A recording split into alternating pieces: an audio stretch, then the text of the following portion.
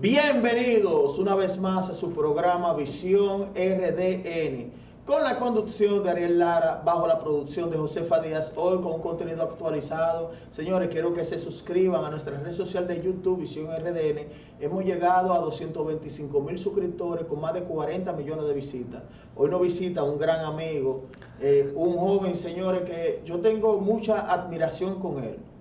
Porque antes de y ahora que logró algo muy significativo que puede marcar el inicio de muchos cambios en el país, porque la gente sí espera reales cambios. Hablo del amigo Alberto Fiallo. ¿Cómo está? ¿Cómo estás, hermano?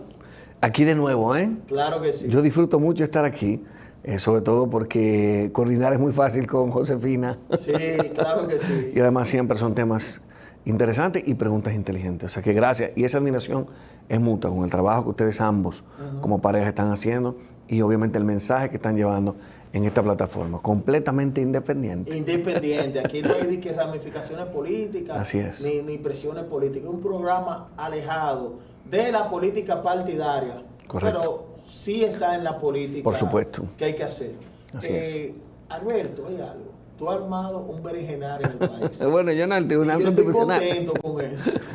Para que lo sepa, tú has unido supuestamente los enemigos que se han mantenido enemigos en el sistema, que parece esto un quítate tú para ponerme yo.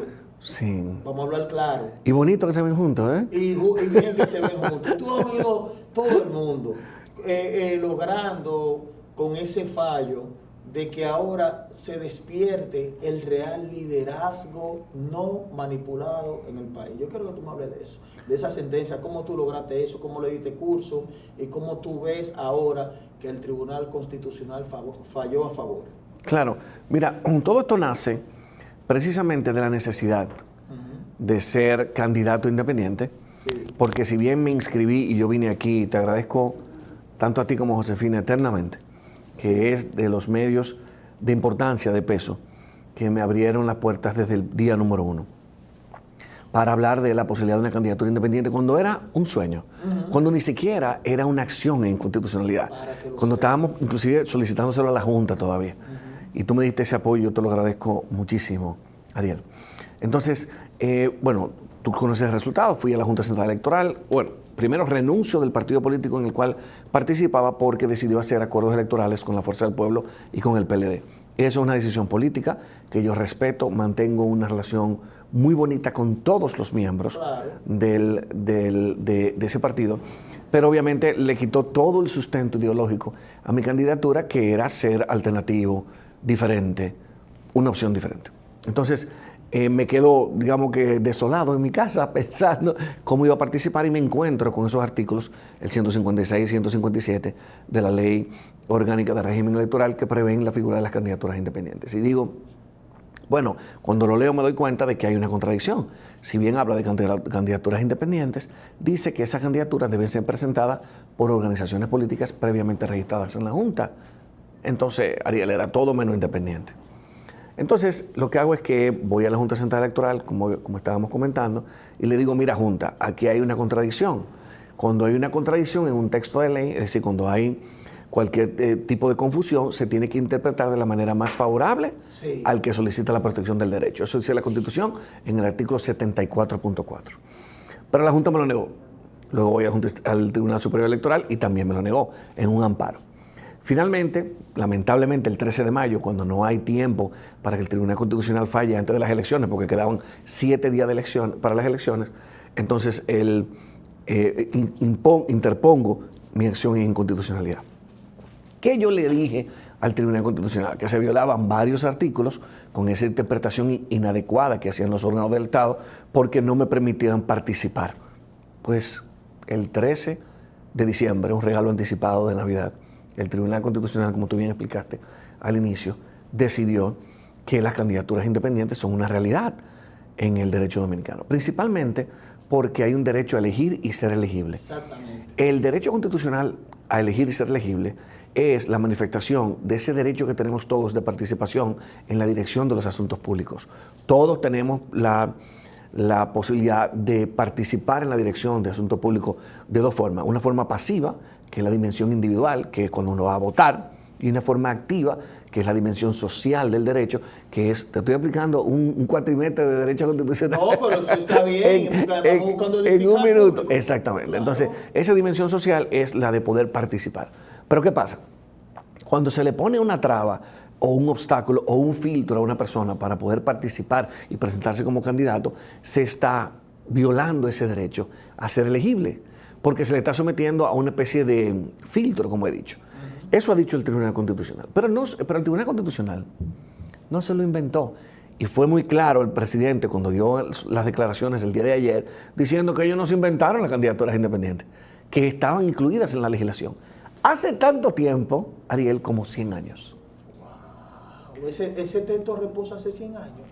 El año que viene cumple 100 años la ley del 1926 de sufragio universal en República Dominicana, que preveía desde ese momento que lo único que se necesitaba para ser candidato independiente era dos cosas: una solicitud a la Junta Central Electoral y la firma de 2.000 sufragantes. Claro, obviamente en ese momento la población era mucho menor. Sí, en ese tiempo. Pero fíjate como desde el principio, desde la primera vez que tenemos esa figura en República Dominicana, se exige un requisito de legitimidad, que en este caso es que no puede ser que una persona se levante en la mañana y hace la primera aclaración, el primer mito que vamos a desmontar.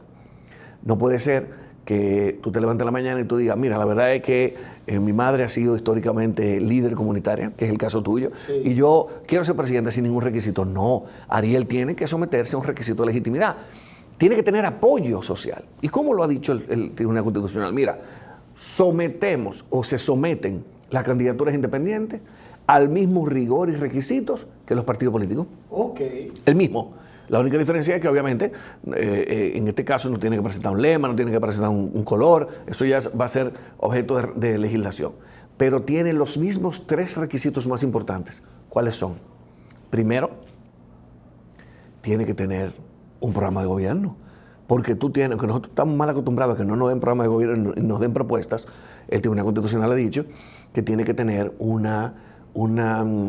tiene que presentar una propuesta programática. Bueno, tiene que tener un sustento programático. Claro, si es legislador también, tiene que tener su propuesta. Todo el que se presenta, sea regidor, sea alcalde o vicealcaldesa, sea diputado, sea senador, sea presidente, tiene que presentar un programa de gobierno. Porque eso que tú señalas es muy importante, Alberto, porque esto también desmonta el mito de que los tradicionales dicen, no, por aquel se levantó con el deseo de aspirar y va a aspirar. No, esto tiene un filtro igual y tiene que llevar los mismos requisitos. Completamente. O sea, no es que se abrió el caudal, no es que se abrió la puerta y que ahora vamos a tener 20 sábanas, inclusive peor que el domingo 20 de febrero, que tú sabes que tú y yo votamos, porque todavía somos tercos y no paramos a ejercer nuestro derecho a votar, aunque siempre votamos por el menos malo.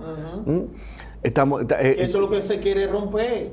Eso es lo que se rompió. Que se entienda que lo va a hacer bien. Eso es lo que se rompió. Y de hecho, quiero que tengamos tiempo de contar algo que, una idea que tengo sobre eso, pero sobre todo algo que me abrió la mente Josefina justo antes de que tuviéramos este programa. Y lo vamos a conversar. Digamos que el efecto, ya cuando veamos los efectos que va a tener en la práctica la sentencia del Tribunal Constitucional. Pero volviendo, aclarando y desmontando el primer mito de que esto va a abrir la puerta de que nosotros no podamos votar porque vamos a tener 500 candidatos, no es posible porque hay 3 requisitos. Ya señalamos el primero, hay que tener un programa de gobierno. Segundo, hay que tener un equipo de trabajo. Pues tú no puedes gobernar solo. No. Y tercero, y el más importante de los 3, tienes que ser apoyado por un movimiento social. Ese movimiento social es accidental y espontáneo. ¿Qué significa eso? Que no tiene que ser previamente inscrito. Que tú puedes tener el movimiento Visión RDN, para llevar en el 2028 probablemente tú vas a rescatar la marca nada más para la parte de presencia en las redes, pero poniendo el ejemplo, el movimiento se puede llamar Visión RDN y ese va a tener duración exactamente para esas elecciones. Pero tiene que tener un movimiento social que te apoye, porque tú tienes que tener una base social. Claro, y eso tiene que representar por lo menos el 2% de los votos válidos emitidos en las elecciones anteriores. Lo mismo que se le exigió a la Fuerza del Pueblo y lo mismo que se le exigió, que son digamos, los grandes de reciente reconocimiento, y el PRM. El 2% de los votos válidos emitidos en las elecciones anteriores. ¿Cuánto es esos números? Estamos hablando de entre 90 y 100.000 firmas para ser presidente. Unas 9.500 firmas para ser senador del Distrito Nacional. Unas 4.500 firmas para ser diputado de la circunscripción número 1. varía muy poco entre la 1, la 2 y la 3. ¿Okay? Pero bueno, si tú vas a tener casos donde para ser diputado de Pedernales, por ejemplo, tú vas a tener que nada más tener 300 firmas. Pero es la realidad poblacional. No, en base a los geográficos. Claro, porque si lo hiciéramos más exigente, estaríamos contradiciéndolo en dos sentidos. Primero, haríamos el derecho prácticamente inalcanzable. Y segundo, y más importante, pero tú permites que los partidos tengan menos de un 1%. ¿Por qué tú le exiges a los candidatos independientes que tengan que tener más del 2%? Sí. Entonces yo creo que el 2% es el criterio que el Tribunal Constitucional inteligentemente y adecuadamente utilizó, que es el mismo que establece la ley para los partidos políticos. ¿Qué va a pasar ahora? Bueno, tenemos primero que enseñar, y por eso de nuevo agradezco el espacio y el apoyo de que tú estés como medio de comunicación, digamos que como medio y equipo de comunicación, permitiendo este espacio para que se entienda la importancia, primero el contenido y luego la importancia de la sentencia. Sí. Porque si no la conocemos, va a pasar el 2028 y vamos a tener lo mismo. Entonces, mucha gente se asusta y de hecho, yo sé que ahí tú tienes preguntas con el tema de quién puede colarse o no para la presidencia de la República, pero estamos perdiendo de vista algo muy importante y son esos líderes comunitarios, y perdona que ponga el ejemplo de nuevo, pero como el caso de tu mamá, que son líderes comunitarios que no responden a una tendencia política determinada, que tienen una vocación de servicio natural, que son esos líderes y lideresas que tú lo ves en los barrios, que son los que organizan todo, son los que organizan la que son los que son usados por estos políticos también, que no hacen su estructura, no tienen liderazgo y agarran a esto y lo usan. Son los que son usados y defraudados, porque son a los que no le cogen el teléfono después. Para cuestiones que no son para ellos. Porque estamos hablando de gente sumamente desinteresada, que trabaja básicamente por vocación. Porque hay gente que vive el servir. Esa es la verdad. Entonces, son esos líderes que viven el servir. Esos son los que tenemos que tener en el ayuntamiento. Esos son los que tenemos que tener en el Congreso. Nosotros tenemos que lograr preñar en el 2028. Y esto es una tarea a largo plazo, Ariel. Aquí nadie está soñando con que nosotros vamos a tener una mayoría de presencia de independientes. Lo que yo sí te seguro es que se va a sentir la presencia de independientes en el 2028. Pero yo te voy a decir algo, tú no puedes descartar tampoco. Porque si tú te fijas, el partido más grande del país es la Atención Política. Así es. Es el más grande. Así es. Porque, un ejemplo, cuando tú agarras y dices, vamos a poner un 50 o un 60% de atención, vamos a poner un 60, un ejemplo. Claro. Y aquí están los partidos tradicionales, que puede ser un tripartidismo, un bipartidismo, y los partidos tradicionales y los partiditos bisagra. Vamos a hablar claro. Cuando van a la votación del universo global de la votación, nada más te vota un 40% por esta gente. Un 60% no le interesa, sí. Va a la playa ese día, se reúne familiar, porque no ve garantías ni propuesta en este 40. Eso es así. Entonces esto engloba una gran mayoría de gente, que es la mayoría real, porque aquí está un ejemplo. La logística. La logística. Pero aquí está la propuesta. Eso es así. Entonces a la hora que surja alguien, como en El Salvador Bukele, que rompió un bipartidismo, él se salió de los partidos tradicionales y fue él.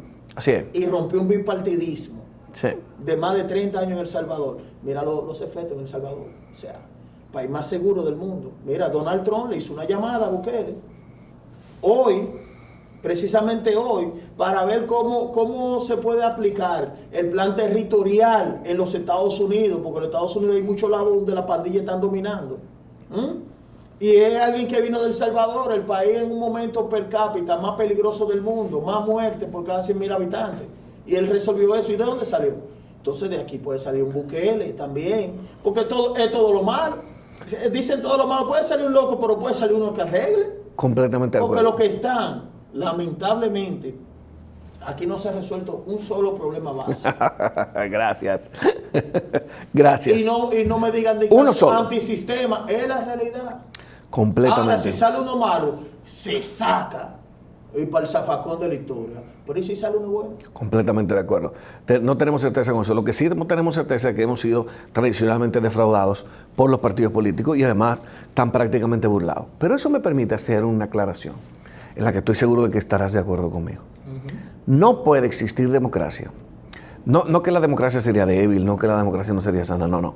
Es que no tendríamos democracia si no tuviéramos partidos políticos. Esa es la verdad. Lo que necesitamos es tener partidos políticos fuertes. Los partidos políticos van a existir, Tienen que existir. Aquí se está hablando como que se van a eliminar los partidos. Exactamente. Ustedes no tienen propuesta. O que esto es contra los partidos. Claro, esto No. no es contra los partidos. Vayan con su propuesta y el que ganó, ganó. Eso es la democracia. Esa es la democracia. En Estados Unidos, yo te voy a decir algo, existe la figura del candidato independiente. Y en 10 países de Latinoamérica, en 10 países de Latinoamérica. Pero en el modelo de nosotros. Sí, claro. Que lo tomamos modelo siempre con una doble moral, porque ese modelo no lo tomamos. Correcto. De la democracia más fuerte y más sólida del mundo, que son los Estados Unidos. Así es. Que de hecho le hizo falta en estas elecciones un candidato independiente. Yo creo que hubiera sido interesante, porque la propuesta del Partido Demócrata era una propuesta, digamos que cuestionable en muchos sentidos, y la propuesta de Trump también, en una parte de su retórica, también era cuestionable. O sea que ahí hubiera salvado un independiente tal vez la situación, o salvará en el 2028 la situación, porque es un país completamente bipolarizado. Por ejemplo, Donald Trump está comprometido a quedar bien, en un sentido. Eso es así. Si no, entonces la figura del independiente, ya como quedó el demócrata, él tiene la oportunidad de hacer todo lo que va a hacer bien. Porque si no, entonces va a surgir el independiente, pero existe la figura. Sí. ¿Y por qué aquí no puede existir la figura? No, completamente de acuerdo. Ahora bien, yo pienso que la retórica, y tendremos un programa dedicado a Trump cuando tú quieras, yo pienso que la retórica está subiendo mucho. El tono de la retórica del presidente Trump está subiendo mucho y está haciendo virtualmente imposible la posibilidad de cumplir con las cosas que está diciendo. Como por ejemplo el tema de Panamá, como por ejemplo el tema de Groenlandia. Yo creo que, digamos que ya es presidente, ya es hora de moderar un poco la retórica para que pueda, como tú dices, hacer lo que promete. Porque hay cosas que son prácticamente, como el tema de los inmigrantes, por ejemplo.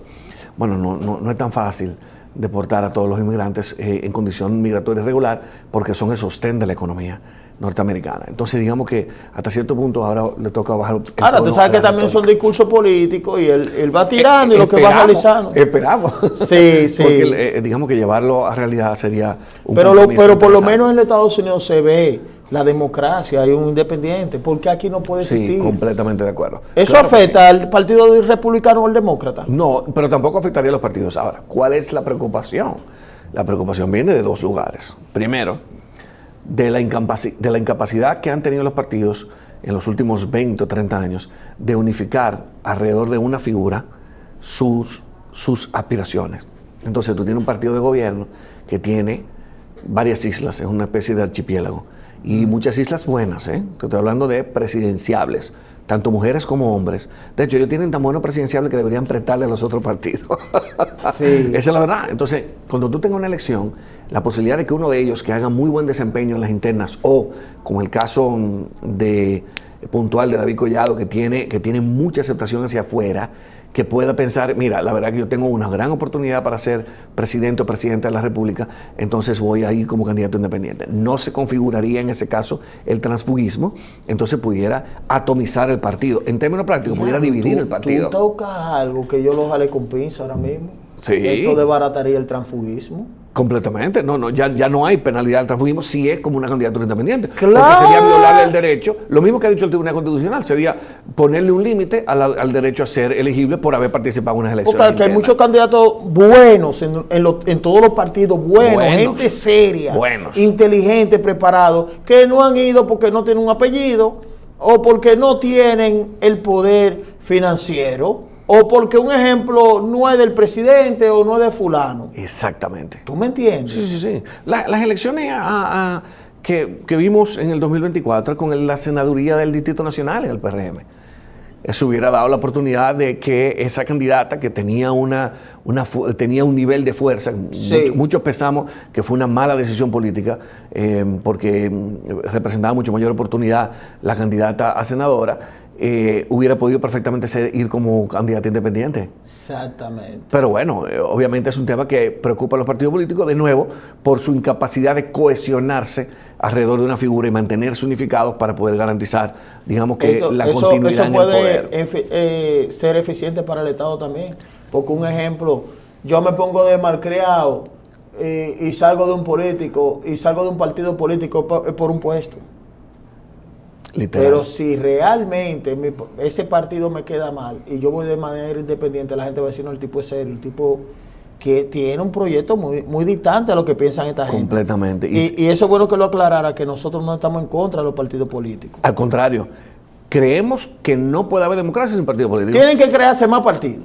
más plataformas. Bueno, Pero ahora yo este preferiría que ya como tenemos 35, Coño, sí, que esos pequeños que son históricamente bisagras, que no aportan nada, Sí, porque que solamente se unen. Estados Unidos son 300 millones de personas y 9 millones de kilómetros.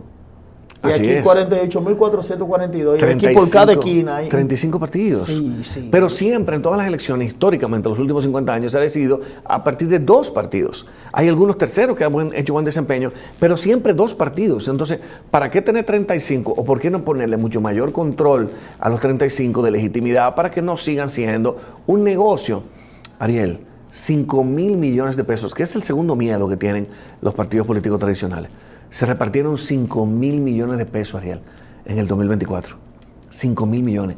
En un país donde casi medio millón de hombres y mujeres se levantan, y eso incluye niños y ancianos, se levantan en la mañana sin saber qué van a comer, que es el 5% de la población dominicana que está en extrema pobreza. Y tú le estás mandando el mensaje a ellos de que los partidos políticos se repartieron 5.000 millones de pesos, incluyendo uno que recibió 1.008 millones de pesos y nada más sacó 97.000 votos en las elecciones presidenciales. No, sí. Pero es una burla. Pero además que la ley diga, Ariel, que en una campaña interna el único tope que hay de gasto es 500 millones de pesos.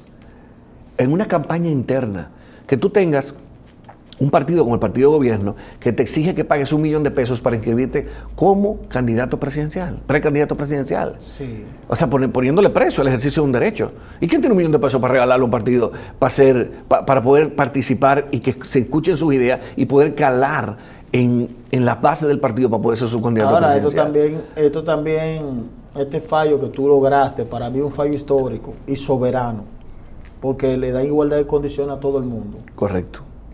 Pero a través del filtro, porque hay un filtro. Un filtro, el mismo que tienen los partidos políticos. El mismo que tienen los partidos políticos. Que un ejemplo, esto también, cualquier persona que quiera aspirar, que tenga las condiciones, que pase el filtro, no va a tener que hacer esa inversión millonaria o el Estado de prenderse tanto cuarto para esa gente. Es a propuesta. Completamente de acuerdo. Las candidaturas independientes vienen a ser 2 cosas. Primero, vamos a hablar de lo que nos van a dar las candidaturas independientes después de la pausa. ¿Qué te parece? No, claro. Mira, quiero decirte algo.